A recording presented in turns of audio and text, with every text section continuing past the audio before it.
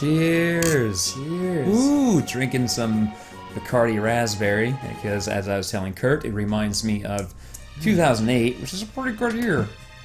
So this is the Imperial base that they unlocked for us, or rather, its storeroom. You go down here, before everything, it's like, oh, this door is locked, but you can see a shitload of chests. So you have that, Cherub down, I don't remember what that does, 8,000 GP, that's good. Ether, who cares? Cure Ring, that's useful. Bat Guard, that's useful. Elixir, fuck. Ooh. Running shoes. One word. Oh boy, some Adidas. 20,000 GP. A wall ring, which is intermittently useful. 13,000. So there's a big pile of GP and a couple of rare accessories down here. I always, treasure rooms like that. Mm-hmm. It always made me like, I don't know, the way they arrange the chests. It's like who are they trying to fool? Like this, almost in a puzzle sort of fashion. Yeah. It's like why aren't they just on a wall? Yeah. In Wild Arms, I really enjoyed after the main city gets attacked by the demons, and then like the game really starts. Right before you go out into the world, they're like, okay, in preparation for your adventure, take this treasure next to me, and it's just a row of treasure chests on a wall, which makes sense. It's like they stored all this stuff in a logical fashion. Like if you were in a square room and you had all these square boxes, you would think you would just be like, yeah, let's arrange these in a way that maximizes the space. Oh man, Edgelord is back. Man, Celeste is always looking so good with them shoulders. Yeah, she is. She really pulls off the shoulder pad look. So does Terra. They should make out. George just sitting there like motionless in his black latex. Just like, I better find a pole to stand behind. Oh no. Dog float in front of my crotch. It does. Bark. The dog's so angry looking. Well, it's a Doberman, and they only gave themselves one square to make it. Woof. Is it on his head? I think so, actually. It's just floating up there. I would love it if Edgelord's dog, just sometimes floated on, like, right above his head. Yeah. I'm working for the Empire, but don't worry. I'm not gonna garrote you. He would use words like that. You really find this funny, don't you? Don't worry, I'm not gonna slit your throat with a knife from the bushes. It's like, why are you going into such detail? Don't worry, I'm not gonna ambush you while you're going to the bathroom. Like, that's the kind of thing that those kids in middle school who are really into knives would say. Like, don't worry, I got my garrote wire in my backpack in case this guy wants to start something. No, you don't. I have my ninja star in my pants. No, you don't. How would you even keep it in your pants? Oh, what happened? My ninja star. Sit down. I didn't think this through. It's in my pants. Now it's in me. It's in the bone. I want to write there's just a line, like I picture somebody carrying hot coffee and then like somebody maybe busting through a door and spilling it on him, and the person with the coffee being like, oh no, my Doppio. They're what? They're what?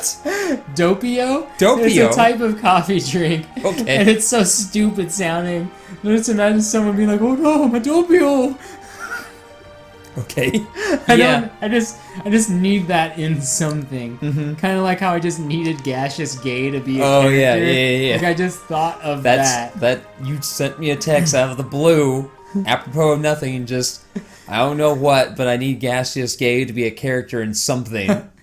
And I'm so happy that he's part of Doctor Who's crew, because he fits that world so well. It made sense. Yeah. Like I knew that there'd be a home for this character. Yeah. I didn't know I'd find it so quickly. Such a good spot. Oh man. Comfortable home. The gay boxer that farts That's a lot. It apparently says that on his promotional flyer. Because Doctor Who, after snatching a flyer in his teeth, apparently it's a fight between Gaseous Gay, a gay boxer who farts a lot, and ... Lady Dick Bear?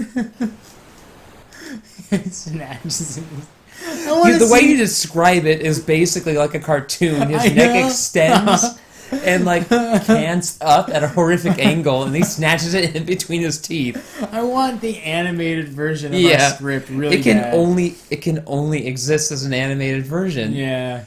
There's so much bullshit that happens in was it you or Brian who wrote the bit where Doctor Who sprays fire on the gaseous gate so that he burns into a skeleton? That must have been Brian. It comes back as a ghost. He's like, "Ooh, I'm here to haunt you." It's like, no, I'm just kidding. And then he like floats behind the wall and pulls a secret lever.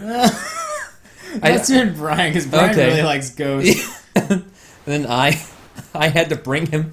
I had to do the opposite of what we always do of killing the characters. So I brought him back by just being like, he has a Lazarus pit in the TARDIS. But then he comes out and he's like, "Hey, Doctor Who, you want to film some snuff porn later?" He's like, "You know I do."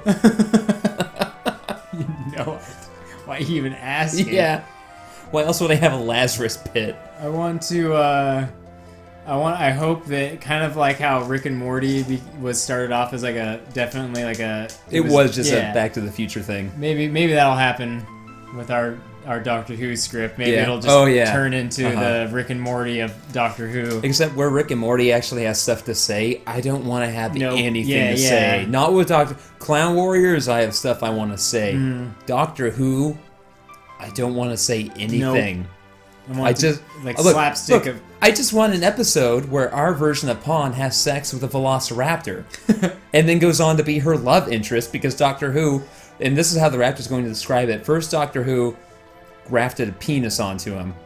Then Doctor Who gave him intelligence so he could appreciate sex. Then he gave him vocal cords so that he could curse God for not giving him a penis in the first place. It's just this, all of a sudden, giving this creature just existential pain. Yeah, exactly. And Doctor Who thinks it's hilarious. He would. He does. He would. Actually. Oh my god. Oh, Jesus Christ. I need to finish that short story and then try to sell it on Amazon. Yeah. And then the title, Doctor Who in Love in the Time of Velociraptors. Oh, and so what's going on here in Final Fantasy VI, by the way? I know you came here for Doctor Who talk, but Tara has this thing where she doesn't know what love is, and she wants someone to show her. So she was talking to Leo about it, and she's like, "Oh, I'm sad, because I don't know what love is, because no one's ever loved me. Even though I'm super hot. See, I want to know what love is. Now!" And Locke's like, "Huh?" And she's like, "No, you." And he's like, "Oh." Tara, it's trust me, when there's not crazy war going on, it's not going to be hard for you. No, you're this ephemeral beauty. Thought I'd sleep out under the stars, where it's most black and dark. So black. I just like to stare down into the ocean. It's the blackest of black. He just says nope. I just, couldn't help it over here. I wish he could flex his ass cheeks. Specifically? Like how Terry Crews does his pecs. Yeah. Just look within for answers. Love yourself. That's what he's saying. I do that every night, though. Dog, quick! Hover. Yeah. No. What it is it's just like a two-shot. Well, it switches between them, right? It's just like a full shot of him, and he's just him standing there, and he's like, "You gotta, love yourself." And it switches to her, and she's like, "I do that every night." And it switches back to him, and the dog is just there because we've already established what that means. Yeah. I like how he's just like, "There are some of us who have killed our emotions, like me. I got none. Killed them all." I imagine when he said that, he tried to do like a hair sweep with his head, but then remembered he's wearing a full body stocking. So it's like, oh. Oh, God. And then we need some comic relief, so we have Locke throw up. I think I'm gonna... Locke, what are those back butts you got going on? I do squats, but with my back. Oh, shrouded one. Why are you talking like that, Locke? Think I'm gonna... Ooh. Oh, Locke. We can always count on you for a good laugh. So this moment coming up, and actually there have been a few moments like this, I just haven't mentioned it. One of the problems with this game is that it's constantly foisting new party members on you for the first half. Mm-hmm. It's not such a problem at first, but once you get Espers, it really becomes noticeable because now character power is largely dependent on the spells that they have available to them. And every character needs to learn spells completely from scratch. They can't have any progress based on the people around them. And so when you get new party members who you haven't had in the time since you've started to find espers, suddenly you have to go out of your way to teach them certain spells. It's like, okay, I have to make sure they have at least cure, maybe some basic, offensive magic. They have to have something. And they keep doing this. They keep like, okay, now you have Shadow in your party, so now he needs to learn stuff. Now you have Strago and Relm, so now they have to learn stuff. And so it really kind of hampers your progress a bit, because you constantly just need to babysit them and force yourself to grind out some AP so they can learn at least a few basic spells. It's kind of frustrating. So right now, story-wise, they're just what's going on? You got some places liberated. Yeah, after the Espers fucked up the Imperial capital, they flew east to this place. It's like, okay, we should probably Magic Town. Yeah, Magic Town, USA. Population mages. But the Espers flew east to this mountain, and they're like, okay, we should probably go try to make peace with them. And so they're sending Terra as an envoy to go talk to them and hopefully try to talk peace into them. What's the name of this town? I forget. Thamasa? Thamasa, yeah. Espers. And all these people are very cagey about magic for some reason. Just unprompted, they're all like, magic? I don't know what you're talking about. I don't know anything about magic. Margic? Margarine? Look at this frowny face guy. Yeah. He wants to charge you 1,500 GP to stay a night because you're strangers. Ugh. Yeah. I'll go pitch a tent. Shadow with his dog in front of him, way ahead of you. Just a big old thumbs up. Yeah. The dog's giving a thumbs up too. No. He has his thumb up, right? And it does a close-up of the dog's face. And you can see like a fake dog paw come up with a thumb up. Like that thing where like very Dexter's lab, kind of when Dexter would like do an evil laugh and the hand would come up, basically detached, coming straight vertically. Is that where I got that image? That's where I get it from. That must be right, because I've had that image in my head. It just like comes up. It obviously is like physically impossible from the To me, that's one of the funniest things you can do with a cartoon. Yeah. I love that. I love it. Yeah. And so this little girl is like, Mom, I'm hurt. And her mom's like, okay, cure. And then she sees you, and Terra waved at them. And what I think might be a unique sprite. And her mom's like, ... medicine. Where's my cure medicine? Oh, God. Because everyone here knows magic, because they're actually descended from some magic users from the time of some big war, but they're hiding it. She's like, hey, hi. Hi, guys. I see you doing magic over there. I can do it, too. Watch this. Ultima. Oh, that's some real hardcore magic, though. What is he doing? He's just old. He's just old as fuck. I smell old. Like balls. I smell like animal crackers. Bengay. Yeah. Old people smell. Yeah, I don't want to smell like that. Yeah, I don't want. What is it? Where do they get their scents? Ugh. Where are they buying their old person scents from? It's like you smell like mothballs, Bengay, and milk-soaked animal crackers. But like when milk is on someone's breath, oh God! They drink it earlier. Oh God! Yeah. Yeah, that smell. Oh God! Thank you for perfectly encapsulating the smell. Oh my God! Oh, she's a little cutie. Oh yeah, Relm. Yeah. And continuing the Final Fantasy tradition of beating the shit out of your elders. If you need your grandpa to do something, punch him in his stupid fucking face. So he does it. Fucking does he only has like 3 of his original teeth left, and he really wants to keep them. The very essence of life. It's just like a stick figure of a house and like stick smiley like people. Yeah, and everyone's like, oh my God. But to them, that's cool because no one's done that before. Yeah, because no one paints. No one knows art.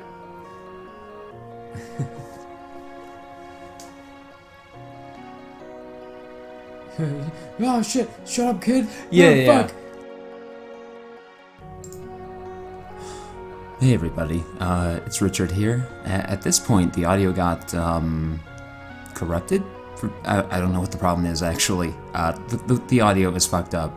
So I'm just going to record a little bit of post commentary for the next approximately 8 minutes. The audio is screwed up from 1450 to about 2130, so I'm just going to record over that a little bit.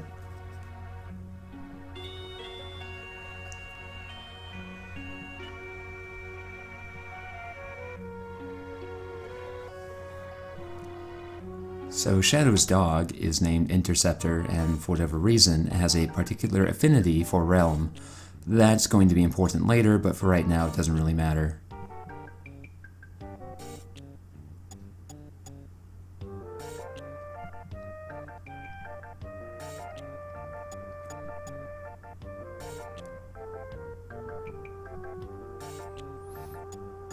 Shadow's model really is kind of awkward looking, isn't it?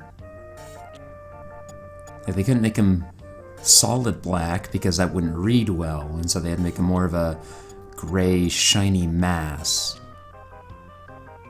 And I believe he's supposed to be a lot more lithe and thin, but he ends up being very, very bulky just by necessity of this art style and the limitations of these character sprites. And there you go, there's that shiny butt of his.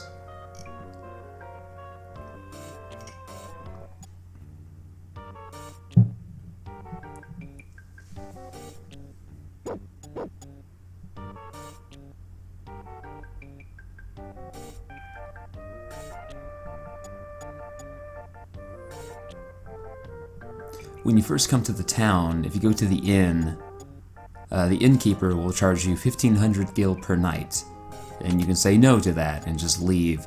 Once you've spoken with Strago, however, he'll be like, "Oh, I know you," or "You know Strago," whatever, and he'll only charge you 1 GP.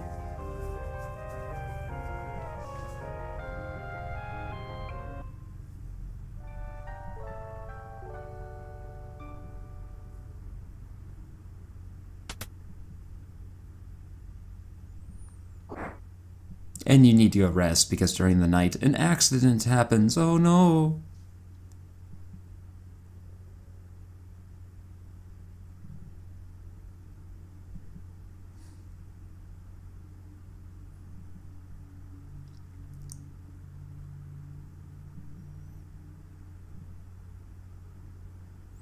This was the last game in the series where a character's panic was demonstrated by them rapidly lifting and lowering their arms as though they were doing calisthenics.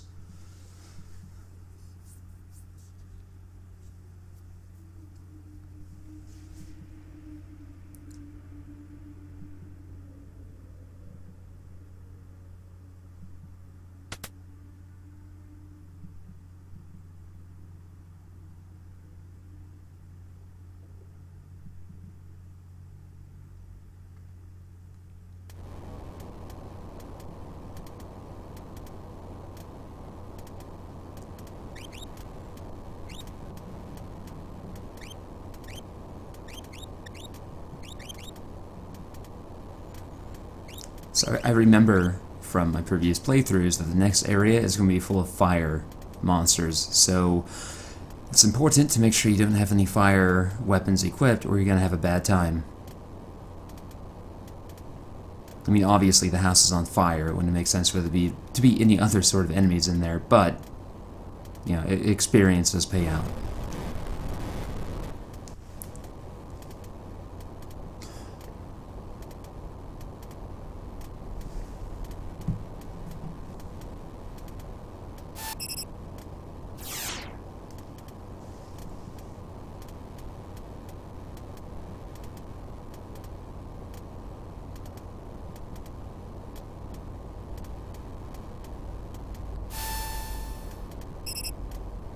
This is something you very rarely see in Final Fantasy, or really most RPGs, is characters using magic outside of combat.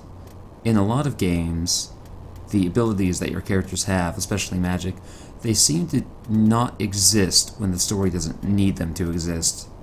They really just seem to be there for the player's benefit.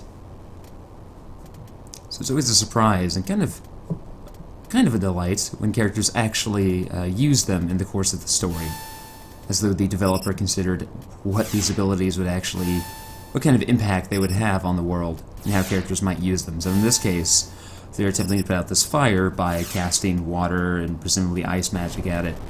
But somehow it's only made it worse. Apparently it's a grease fire.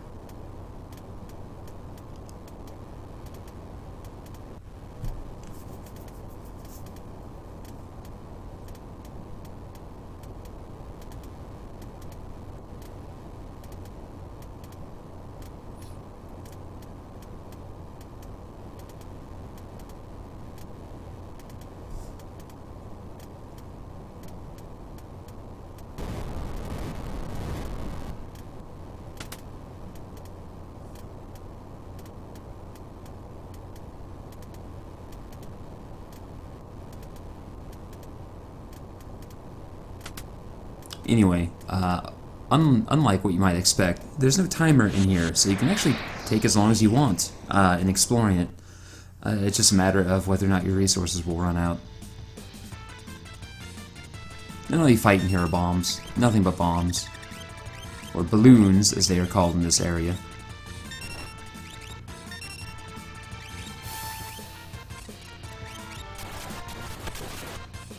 If you have some good ice magic, they're not going to pose any trouble at all. I think I'll leave it there, and at the 21:30 mark, it'll pick back up with Kurt and I. So, saw It's literally Bart gets an ID, and they go on a cross-country road trip. This is a big house on the It's inside. a huge house, and I cut out most of it. It's actually kind of maze-like. I shouldn't be walking in there. It's But there's Relm is in there for reasons. Okay, yeah. Yeah, so Flame Eater. yeah, this boss gave me a hell of a time when I first played through this game, and I'm not certain why. I think it was just that I was still relatively new to RPGs, and so I still wasn't accustomed with, taking advantage of enemy weaknesses and taking a little bit of time to level up and whatnot. So here, Strago is a blue mage. He's this game's blue mage. Okay. And he starts off with one spell, and it's Aqua Rake, which is just all targets water damage. Which obviously this is a firehouse, so it just wrecks their shit. And for whatever reason, when I play through it, I guess I just didn't go down his list to see what he had, or it didn't occur to me. So I just didn't do that. Right there, all I had to do was cast Aqua Rake and stow on bombs. I just get to fuck this thing up. Flame Eater almost sounds like it would be a 3 inches of blood song. Yeah, it does. Almost. Yeah, it does. It's a little too it makes me think circusy. Yeah, well, they have fire eaters. Yeah. Oh man, that'll be cool in Clown Warriors. Fire eater. Yeah. Yeah. The one tribe that, besides the mimes, that the ringmaster never tries to conquer. Yeah, don't fuck with them. Yeah, that's his thing. They're it's volatile. Yeah. He tried once. I think he did try once, and he may actually have the scars to prove it. That'd be cool. Yeah. What if he wore a mask or something? Maybe, yeah. Or I don't know, something. It's gotta be something. That's gotta be a thing.